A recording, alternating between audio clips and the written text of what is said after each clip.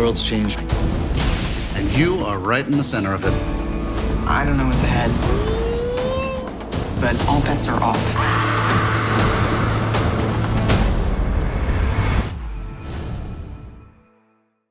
So let's talk about it. UFC's heavyweight and light heavyweight division is in flux. So DC appears to be out. We haven't really had it confirmed, but it certainly appears that way. Gustafsson has moved up, didn't go all that great, but now Jon Jones, it appears, is going to move up. And yet at the same time, we now have a UFC light heavyweight title fight. We're going to have Dominick Reyes take on Jan Blachowicz on the, I think that's going to be the co-main event, to Adesanya and Costa, UFC 253.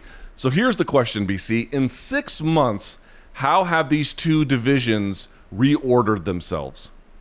Monstrously. Think about this. The heavyweight division just added a ton of celebrity by bringing Jon Jones up there. And now that we have two strong pillars in Stipe and Francis, and we don't know whose future of the division it will be, and you just drop Jon in there. Look, as we talked about last week in the fallout of that trilogy fight, you are going to make some fun-ass blockbuster fights. And just like in boxing, right? It's more important in boxing for the heavyweight division to matter from the standpoint of reaching the crossovers and the casuals. Look, you give MMA and UFC credit. They haven't needed to rely on that all the time. The light heavyweight division for a long time was that sexy celebrity division, but it's still, you know, the whole idea, I know it's corny, of baddest man on the planet. You still want your heavyweight division to be stocked with legitimate historic guys. We have that, but to flip the script on 205, we've been saying for a long time Jon needed to go so that we can find out what we have. It's kind of an exciting group that's been left behind. Reyes Blachowicz is a fun fight. We got Maheta coming back against Grover.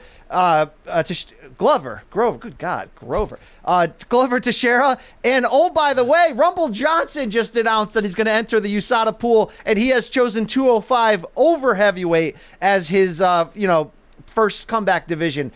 Business picking up in a big way. And, it was Jon's choice. I'm sure he got an opportunity to rematch Reyes. I'm sure UFC would have preferred that he had done that so that, look, if he lost, he could really do the job to Reyes and anoint him as the next big thing. But I'm a little bit more excited to find out what we have here, Luke. Look, Reyes Blachowicz, tough fight. I got to pick Reyes in there. But if Maheta can get through Grover, so to speak, Grover. I am like licking my chops at the idea of what a Dom Reyes versus Thiago Santos fight could look like for future control of this division, knowing full well that boogeyman Rumble Johnson is lingering. This is good news for UFC in both divisions across the board. And Luke, I've been watching a little bit of tape. I feel like if he can bounce back, and it's not saying, it's automatic because of the leg injuries he suffered against Bones Jones, but if Maheta can come back, he is at a level of confidence, savagery, and technique all coming together at the right time in his mid to late 30s.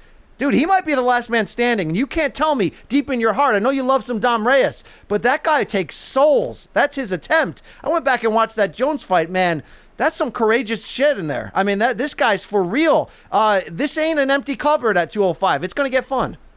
No, I mean, there's two kinds of reorganization in divisions when people leave or move up in weight or whatever you want to call it, and fans typically only respond to one of them, which is, let's say somebody exciting leaves a division and then moves up to the next one, and they're like Frankie Edgar, in this case, now we know, immediately a contender. Your mind begins to race. Well, what about this one versus that and that and that? You're like, what a great immediate addition. Sometimes you get the short-term immediate addition, and Jon Jones provides that, at least we think, on some level, at 265 pounds. Now, we don't really know exactly who he's going to fight. I'm being told that Francis is going to get the next one. That's not officially signed, but that's what his team has been told. So we'll have to see how that plays out. But there's a second kind of reorganization, which is what happens when there's an absence. Think about St. Pierre when he first left welterweight. Now, you had Hendricks there, and you had Lawler there, and Lawler took over for a time. My point being is it takes a second, not merely for someone to claim the spot that he previously had, but for the division to fully reorder itself, because then you got what you have now, which is Kamaru, and we'll see what happens with Tyron, but Colby is there, and Jorge has ascended, and here comes Leon Edwards on some point. We'll see how that goes. My point being is, if you look at light heavyweight now, I agree with you. I like the Thiago Santos-Glover Teixeira fight. I don't know who's fighting Elmo or Rosita, but I guess we'll find out on Sesame Street next season. I also like this fight at UFC 253. I like this fight at UFC 253 a lot. So to me, I'm with you. There's a lot to enjoy. Anthony Smith versus Alexander Rakic, which we'll talk about in a second. But also, have a little patience. In 6 months to a year's time, you have no idea what Yuri Prochazka might end up doing, or where Nikita Krylov might be, or there's so many. Anthony Rumble Johnson. A year ago, raise your hand out there if you're watching this, if you had heard of Vadim Nemkov. The hardest of the hardcore can say yes, but most people had. Most people still haven't seen that fight against Ryan Bader, and this is my point. You just got to give it a little bit of time. So my plea to fans out there is enjoy the short-term benefits of Jon Jones moving up to heavyweight, because then you can enjoy that right away. On the other hand, even if you don't like light heavyweight, and I think you should, give it 6 months to a year. I guarantee you in that time, it's going to be a lot different than it is today, and there's going to be new faces, new rivalries, new matchups that are absolutely going to capture your interest. By the way, Stylebender might go up there, or he might go fight John at heavyweight. Who knows? Woo-hoo. A lot of different pieces of the puzzle there. Yeah, Luke, let me ask you this. We like doing stupid questions like this.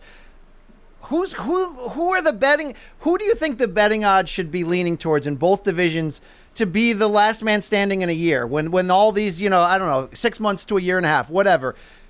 Who are you favoring? Who are you feeling like will be the definitive champion? I mean, look, it doesn't always go that way where we find out who's the guy and then that guy defends 3 or 4 times. Sometimes we just keep handing the belt off. And if you're telling me right now we end up with a Dom Reyes Maheta trilogy or something, like that could be really great for the division. Who do you think's coming out of both of them, though, when it's all said and done? That's a tough one. I'm going to say, and again, predicting who can win a fight is hard, much less who's going to be the title holder in a year. So I'll go with Dom Reyes at 205, but to me that one is, I'm not going to say wide open, but that's a tough one. That's a very tough division to claim in John's absence. And at heavyweight... Say it, Luke.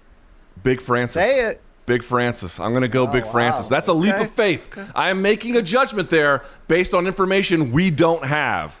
We'll see. Just like me creeping up behind you in a bar one day, Luke, and I get that thing in there. We'll see, because I'm sorry, I'm going to say it. I said it before. I'll say it once more.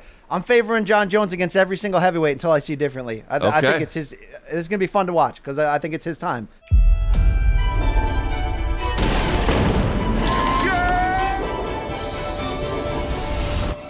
Are you in? This is our time. The world's changed, and you are right in the center of it. I don't know what's ahead, but all bets are off.